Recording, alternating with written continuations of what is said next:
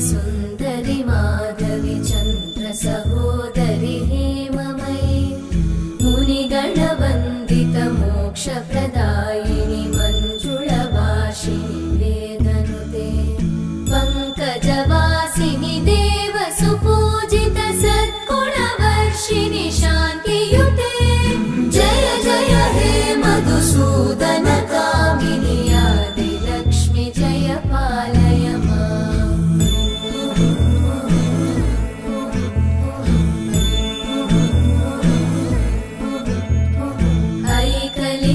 ऐकलिकल्मषनाशिनि कामिनि वैदिक